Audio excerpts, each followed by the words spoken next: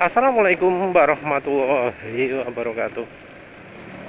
Ya, penulis aslinya pengen bahas Engine Flash, tapi karena di depan ini ada mobil Yaris knalpot racing ya, penulis kok lebih pingin bahas yang knalpot racing. Ini jadi contoh ya, mobil depan ini, bahwa modifikasi itu nggak selalu menghasilkan sesuai yang diharapkan. Jadi ya, penulis sebelumnya sudah bahas ya, bahwa di video shot bahwa kalau pingin nambah tenaga itu nggak selalu solusinya itu saluran udara dibikin plong.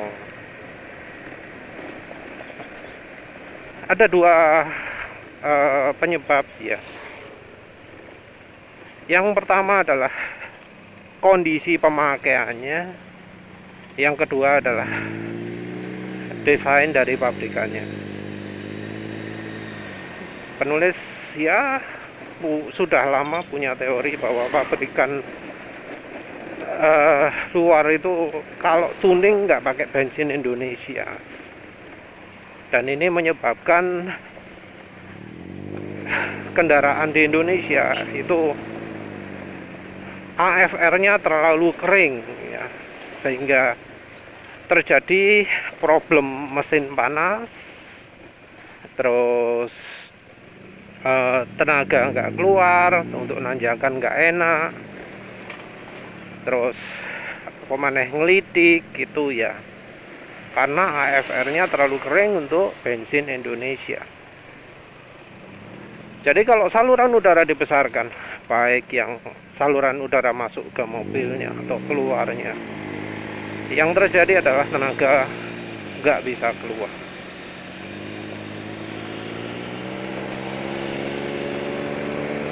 Aduh, ini mobil nyesek banget saya. Jelas gak iso melayu mobil ini dibanding Ayla penulis. Wah, jauh, padahal ini Yaris ya, Yaris dibanding Ayla kok menang Ayla ya. Suara keras gitu, kalau di mobil penulis set gitu. Tuh ini mobil otomatis ini. Nah, apalagi kalau otomatis ya,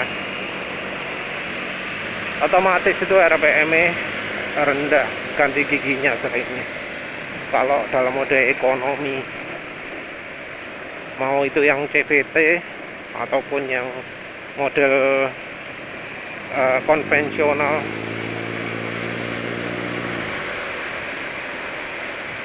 Matic itu terkenal tenaganya gak on. Karena apa? Ganti giginya mulainya terlalu dini. Baru kalau gasnya mentok lantai, nyentuh saklar ceklik gitu ya, baru pindah RPM-nya di RPM lebih tinggi, pindah giginya di RPM lebih tinggi. Maaf ya untuk yang punya mobil ini ya, kalau nonton video, mobil Anda ini salah modifikasi. Dengar suarane loh, jelas ngung, gak iso narik, suarane tok banter. Ini jadi apa ya, salah satu alasan mengapa kok mobil atau motor dengan knalpot racing itu boros ya. Boros kenapa? Ya emang karena boros betulan, bukan karena gasnya di spol, sering gaspolan, enggak. Tapi karena memang tenaga di RPM rendah, tenaga di putaran mesin rendah itu enggak ada. Jadi orang-orang itu fokus modifikasinya salah gitu ya. Padahal ya, yang dimaksud dengan kenaikan tenaga itu adalah tenaga saat ia lagi pakai. Tapi yang terjadi adalah kenaikan tenaga di kisaran kecepatan atau kisaran RPM di saat dia nggak pakai. Jadi orang itu kan kalau naik motor matic, naik mobil matic terutama, itu kan RPM nggak sampai tinggi-tinggi sekali toh, nggak sampai mentok. Yang jalan di kecepatan motor matic ya, kalau motor matic jalan kecepatan ya anggap aja 60 70 gitu ya, mulai dari 40 sampai 70 atau bahkan 25. Wis 25 sampai 70. Ya kebanyakan 40 sampai 70 ya. Wis kita pakai 40 sampai 70.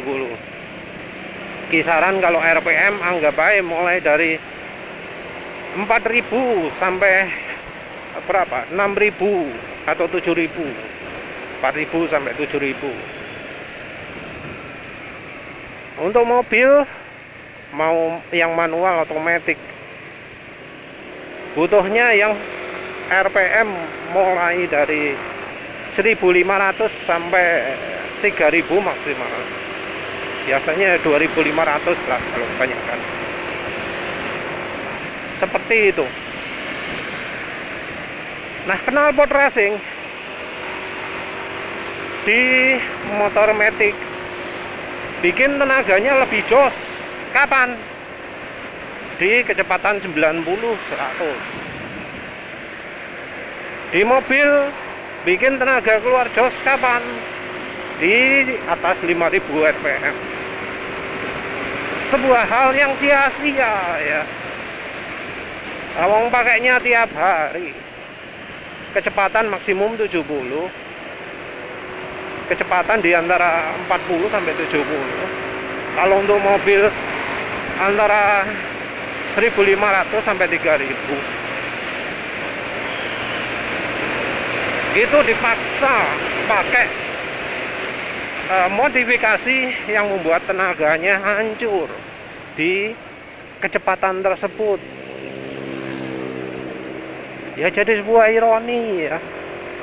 Sayangnya orang-orang ini ya yang ngomong butuh tenaga, butuh kenaikan tenaga, itu nggak ngomong mereka itu tiap harinya apa. Dan yang jual juga nggak peka bahwa yang dibutuhkan oleh apa jenenge konsumen itu bukan tenaga nambah di 5.000 RPM untuk mobil atau di kecepatan 90 untuk motor. Yang dibutuhkan konsumen bukan itu. Tapi ya karena penjual juga jualnya cuma yang barang model begitu, akhirnya konsumen juga dicuci otak. Ini loh dynonya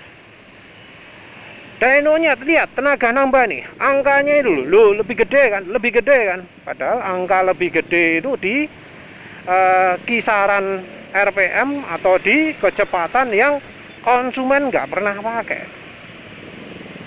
Percuma tenaganya nambah 8 HP, 10 HP, 20 HP kalau itu di kisaran kecepatan atau RPM yang konsumen nggak pernah pakai.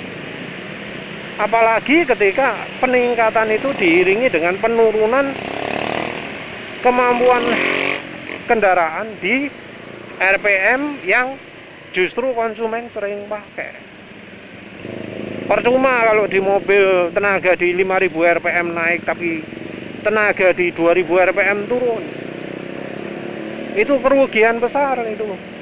Nggak pernah pakai. Ngapain ditingkatkan di RPM situ? Tapi ya kemudian yang dari pihak penjualnya dengan apa ya? Dengan sombongnya ngomong produk saya ini loh bisa membuat aliran udara lebih plong, sama kayak orang pakai masker ya. Kalau maskernya mampet nggak bisa keluar tenaganya. Padahal yang namanya masker mampet dan tidak itu ya tergantung kecepatan udaranya. Kalau kecepatan bernafasnya banter banget ya hambatannya gede. Tapi kalau kecepatan bernafasnya pelan-pelan ya nggak terlalu menghambat sih, namanya masker. Penulis juga tiap kali berkendara ya pakai masker. Ya nggak terlalu terhambat tuh karena sudah biasa. Kecuali kalau pas mau lari, wah itu wis. Kalau pas lagi gos-gosan, wah itu wis. Baru kerasa masker. Pas lagi gos-gosan seperti itu baru pakai masker itu. Oh iya ya. Nah sama kayak mobil. Pakai mobilnya dipacu atau enggak? Pakai motornya dipacu atau enggak? Kalau memang pakai mobilnya, pakai motornya nggak pernah dipacu, ya nggak butuh lah udara plong. Bahkan kalau untuk kendaraan aturannya beda lagi. Justru untuk kendaraan itu ada yang namanya kecepatan udara optimal, pasokan udara optimal. Udara yang terlalu banyak itu nggak bagus. Di kendaraan diciptakan sistem variabel, diciptakan sistem multi stage. Pasokan udara bisa dirubah kecil, bisa dirubah besar, bisa dirubah lebih cepat, bisa dirubah lebih lambat. Variable valve, teknologi variable valve itu muncul karena pasokan udara nggak butuh besar terus. Waktu pelan butuh pasokan udaranya kecil. Waktu kencang butuh pasokan udaranya besar. Makanya muncul variabel valve. Jadi kalau ada sales yang ngomong, ini filter saya bisa bikin aliran udara betul-betul ngeplong, betul-betul lega, betul-betul tidak terhambat. Tapi terus hubungannya dengan variabel valve gimana? Karena kan jelas toh variabel valve itu. Kalau pas lagi kencang udaranya banyak, pas lagi pelan udaranya sedikit, diatur sama variabel valve-nya. Nah, apa filter racing, filter balap, filter stainless steel bisa seperti itu? Jadi kalau pas butuh pasokan udaranya kecil, dibuat udaranya menghambat.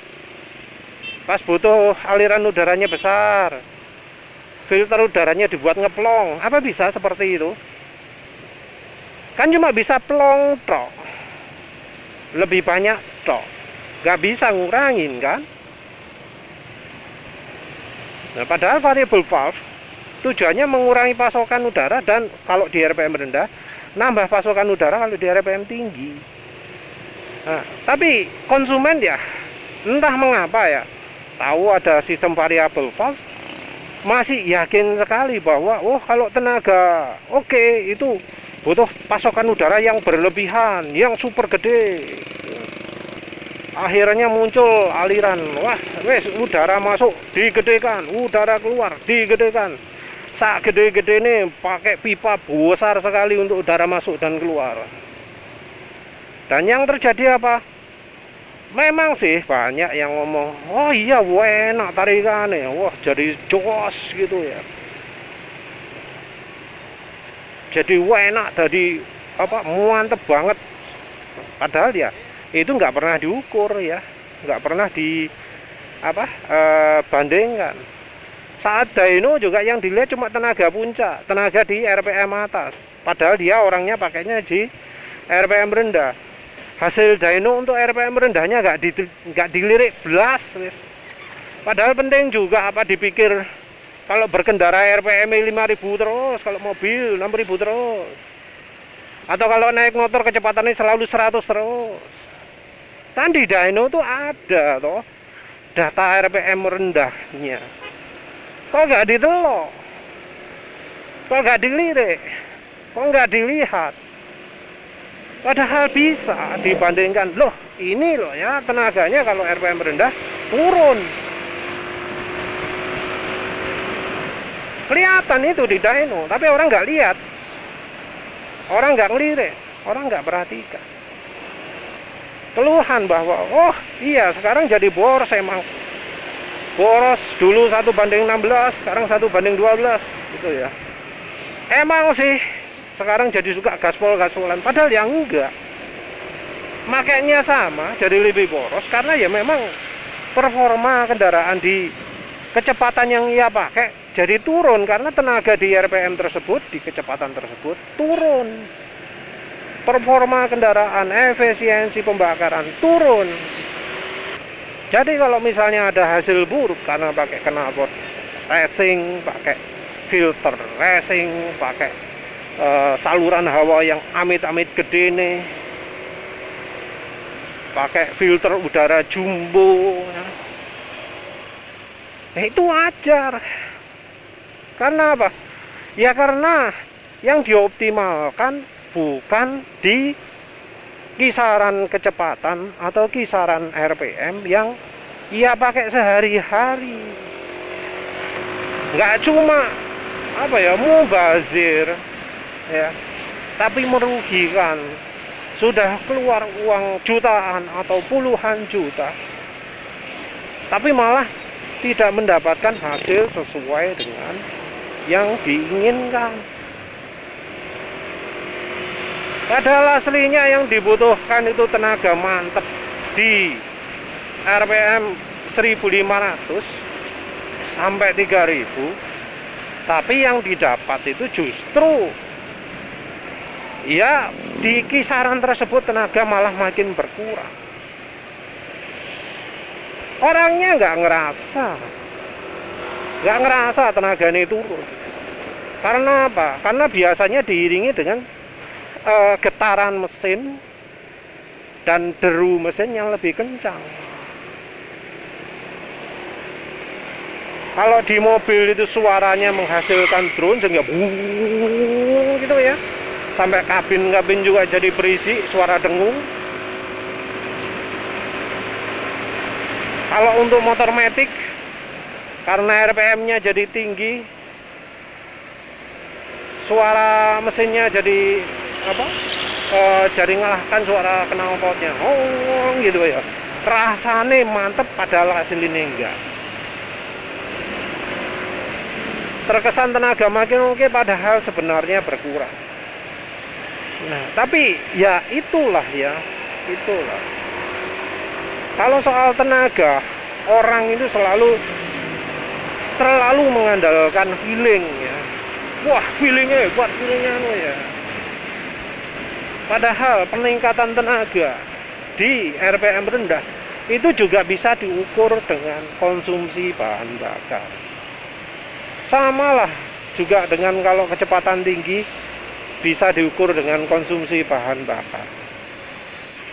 Jadi kalau misalnya pingin ngukur performa kendaraan di RPM tinggi, ya jalankan di RPM tinggi terus diukur mileage berapa. Kalau ngukur performa kendaraan di RPM rendah, ya diukur mileage di RPM rendah berapa. Bandingkan sebelum dan sesudah. Kalau untuk mencapai kecepatan yang sama butuh bensin lebih banyak, itu ya artinya performa mesin turun itu. Karena kalau performa mesin meningkat, dia mestinya bahan bakar yang dibutuhkan itu lebih sedikit. Penulis malah pernah ya, ada orang yang merasa aneh ya, kendaraan modifikasi hasil uji emisinya malah lebih baik daripada yang nggak dimodifikasi. Dan ternyata mobil yang sudah dimodifikasi itu karena pembakarannya sudah lebih efisien, lebih baik. Efisiensi mesin meningkat, konsumsi bahan bakar menurun, emisi juga berkurang. Seperti itu. Ya tentu bisa lari ke sebaliknya, tuning, bensin diperbanyak, darah diperbanyak sehingga boros sekali. Tapi itu kan artinya tuningnya kurang sempurna. Karena kan harusnya yang namanya tuning itu membuat pembakaran lebih efisien. Kalau sampai malah lebih boros, itu berarti tunernya nggak becus. Itu cuma tuner kasaran ya. Nah, kembali lagi lah ke performa. Yang namanya sistem variabel itu kenapa sih muncul? Sistem variabel valve itu kenapa kok sampai muncul? Untuk membuat efisiensi kendaraan meningkat. Waktu VVA pertama muncul, apa sih komentarnya?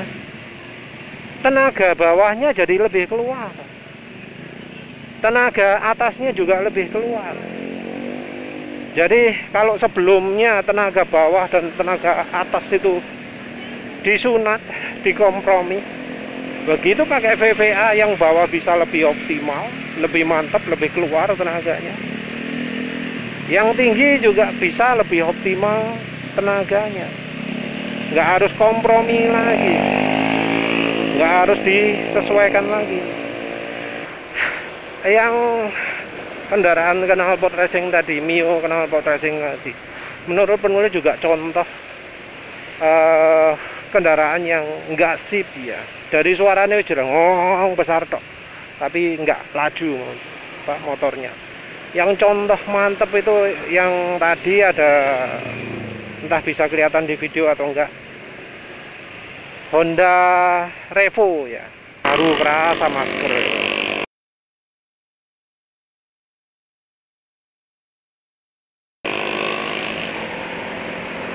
Revo yang suara knalpotnya wis koyoke dibobo. Nah itu bener mantep itu, tarikannya mantep itu ya, kelihatan lah suara mesin mantep itu. Kalau apa jenenge, suara knalpot mantep itu, kalau misalnya suara knalpot berubah ngong gitu ya, kendaraan langsung ngacir nyit gitu ya. Juga ada yang kayak mobil Yaris tadi dan Mio nya itu tadi, walau suara sudah ngong tapi masih belum menghilang, belum nyos hilang gitu ya. Jadi kalau modifikasi yang bener, suara itu disertai dengan laju. Begitu ada suara ngong gitu ya, tat gitu ya, langsung sup hilang kendaraan ini. Enggak setempat ngegas ngong tapi enggak melaju. Nah, itu parah. Yang apa, Yaris tadi itu contoh paling parah lah. Itu bener-bener kacau lah. Ya penulis ngomong gini karena penulis sudah melakukan sendiri ya. Orang lain pada memperbesar saluran udara masuk, pada apa pakai filter racing, pada pakai knalpot racing. Penulis untuk motor NMAX, Next 2, mobil Ayla, sebaliknya malah pakai saluran udara lebih kecil. Dan ya yang satu lagi belum coba kencang sih, tapi kalau dipakai apa kecepatan 2000 RPM 2000 3000 mobilnya Ayla-nya atau NMAX ini kecepatan 40 60 terasa mantep banget ya, terasa akselerasinya jos banget ya. Dan ini juga tercermin pada hasil konsumsi bahan bakar. Yang mobil 30% lebih irit, yang motor 40% lebih irit dari standar. NMAX ini waktu kondisi masih baru nyis ya, melakukan eco riding setengah mati itu maksimal 49, 48, 47 eco riding setengah mati ya. Artinya kecepatan dijaga sangat konstan, gas itu dijaga sampai wah tangan itu keju gak karu-karuan itu. Namanya bikin kecepatan konstan ya selama 45 menit. Apa gak kesel? Capek ya, capek. Nah sekarang eco riding enteng-entengan 50, wah enteng itu, masuk sambil macet-macet juga dapat 50 itu enteng. Apalagi kalau eco riding mati-matian dapat 70 bisa. Kalau slip streaming mungkin bisa 75 juga. Nah, penulis saluran udara dikecilkan. Apa kecewa? Enggak. Kenapa? Ya karena memang pakainya di RPM itu. Apalagi untuk mobil. Untuk mobil itu wes biasa. Walau kecepatan kadang 100 ya. Itu ya paling cuma sesekali ya. Dibanding dengan keseluruhan perjalanan paling cuma 0,2% lah kemungkinannya. Sering-sering juga paling sampai 4.000 km. Yang paling sering ya di bawahnya 3.000, 2.500. Setelah pakai modifikasi itu enak wes. Di kecepatan itu makin mantep, bahkan bisa memanfaatkan yang di bawah 2000 rpm. Untuk motor ini gak nyesel sama sekali saluran udara dikecilkan, dipanjangkan. Karena ya tetap jadi mantep. Lawang pakainya di RPM ini ya, sentak-sentakannya butuhnya di RPM ini. Nyalip truk ini ya butuhnya kecepatan segini ini, nggak butuh yang lebih tinggi. Tuh ada Vario di belakang yang coba mengikuti, ketinggal atau karena apa ya, karena performa motor penulis optimal untuk kecepatan ini. Jadi namanya modif butuh optimal di kecepatan berapa. Jadi faktor ini ya yang orang itu jarang perhatikan, sehingga sudah habis banyak, sudah habis puluhan jutaan lah, tapi masih nggak sesuai dengan selera ya. Ya itu salah satu unsurnya. Kalau untuk motor ya harusnya orang itu lebih fokus bore up dulu daripada modif kirian. Tapi anehnya orang lebih pilih modif kirian dulu daripada bore up. Padahal dari sisi biaya bisa sama loh ya. Bahkan bore up bisa lebih murah. Tapi ya entahlah. Ya wis itu saja. Terima kasih sudah menonton. Assalamualaikum warahmatullahi wabarakatuh.